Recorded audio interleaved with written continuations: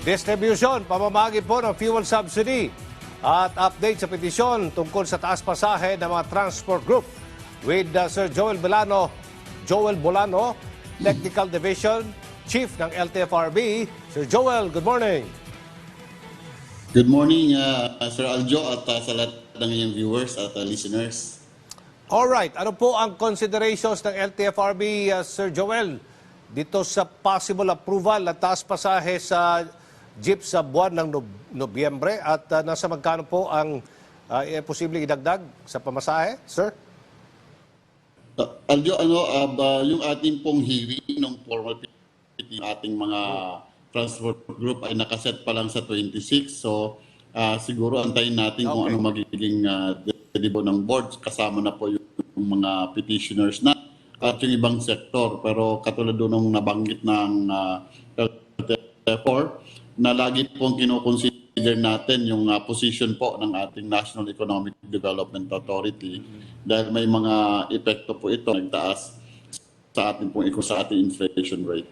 Nagfa-fluctuate nagfa-fluctuate o tuloy-tuloy yung pagtaas ng presyo ng krudo ngayon. Pero kung magbabago po ito, yung presyo ng diesel, lalo na, bababa presyo ng mga produkto petrolyo, ano po magiging kahinat na ng mga petisyon na yan?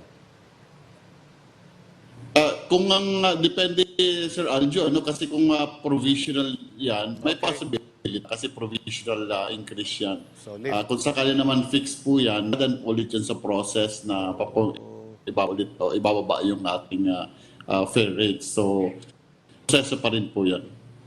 Sa inyo pong assessment, ano po ang inyong napansin sa pamimigay ng fuel subsidy na nagsimula kahapon? Gaano po katagal ang pagproseso nito, yung oras po, bago matanggap ng mga benepisyaryo sa kanilang mga e-wallets o mga cash card? Kahapon, Sir Aljo, nag-start na ho tayo na mag-submit o mag-transmit ng mga list of beneficiaries sa Land Bank. Gusto ko lang pong liwanagin na inuna po ng LTFRB yung pong mga beneficiaries natin sa public vehicle, katulad po ng mga jeepneys, yung ating pong mga taxis and other modes. Dahil ito po ay nasa jurisdiction po ng LTFRB.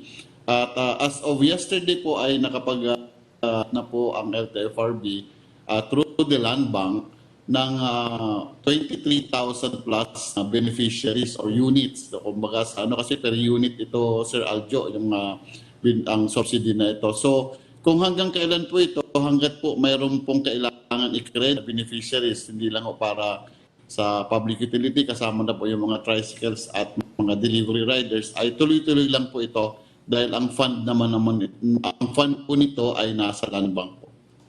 Okay, paano po natin namomonitor ng tama at matiyak na talaga napupunta o sa nararapat na benepisyaryo ng ayuda? Meron ba tayong database na effective database?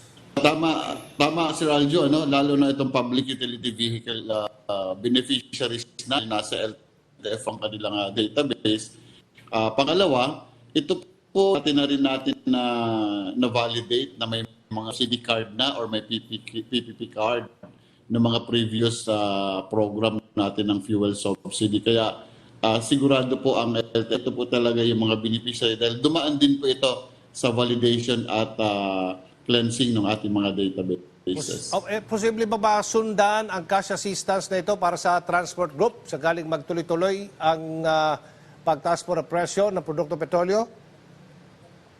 Sa ngayon ay ito munang inallocate ng ating pamahalaan kasi ngayon taon under the General Operations Act ay 3 billion. So ito po ang pinidistribute at ito lang po yung allowed sa ngayon taon para po doon sa fuel subsidy.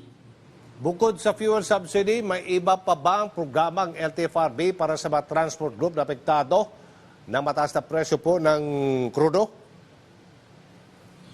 Meron pa rin po tayong yung ating pong service contracting program na inaayos na rin po yung ating implementasyon ngayong taon. Ito po ay service contracting kung saan po ay pag in-implement ito sa kaagapay po ang ating LGU ay babayaran po yung bawat kilometraheng ibabiyahe ng identified routes, public utility operator babiyahe doon sa ruta, depende ho dun sa guidelines na ilalabas ng ating ng LTFRB.